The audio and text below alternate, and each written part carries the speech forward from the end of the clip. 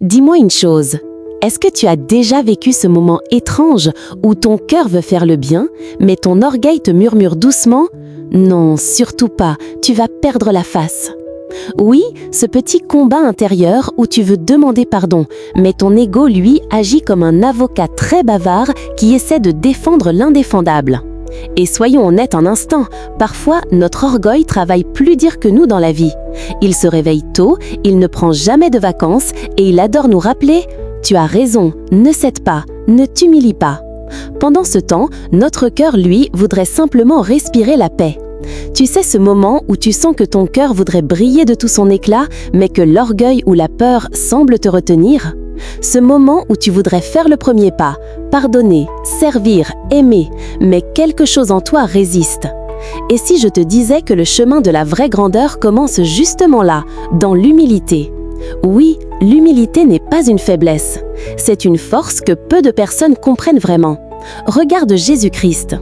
Lui qui est Seigneur s'est abaissé pour chacun de nous. La lettre aux Philippiens nous rappelle cette vérité bouleversante. Il s'est abaissé. PH 2,8.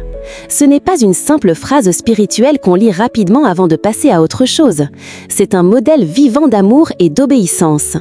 Imagine-le un instant, le roi des rois agenouillé pour laver les pieds de ses disciples. Imagine-le acceptant le poids du monde sur ses épaules. Imagine-le priant même pour ceux qui le rejetaient. Cette humilité n'est pas une faiblesse, c'est une puissance silencieuse et une lumière qui transforme les cœurs. Et peut-être qu'aujourd'hui, toi aussi tu te sens fatigué. Peut-être que tu portes des responsabilités, des attentes, des déceptions ou même quelques erreurs que tu aurais préféré oublier. Bonne nouvelle, Jésus connaît tout cela.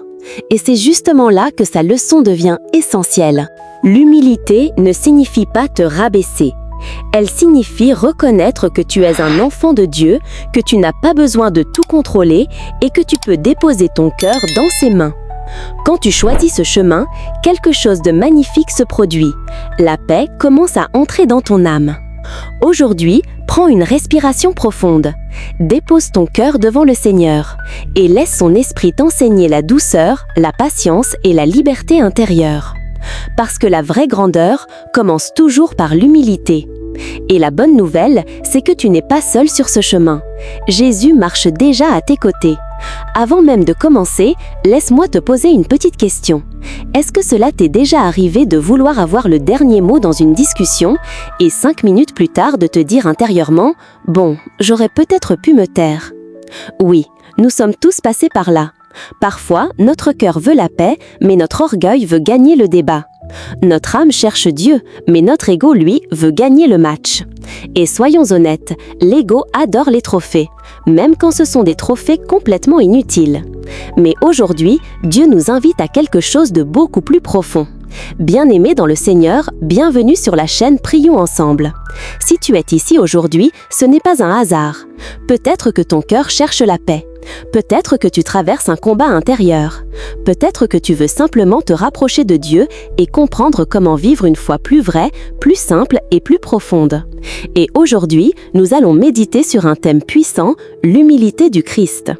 Dans un monde qui nous pousse constamment à paraître fort, à prouver notre valeur, à montrer que nous sommes meilleurs que les autres, Jésus nous montre un chemin complètement différent. Un chemin complètement différent. Un chemin qui transforme le cœur. Jésus, le Fils de Dieu, n'a pas choisi la domination. Il n'a pas choisi la gloire humaine. Il n'a pas choisi de s'imposer. Il a choisi de s'abaisser. Et c'est là que se cache l'un des plus grands mystères de la foi chrétienne. L'humilité du Christ n'est pas une faiblesse, c'est une puissance. C'est la force de celui qui sait qu'il n'a rien à prouver. C'est la liberté de celui qui fait confiance à Dieu.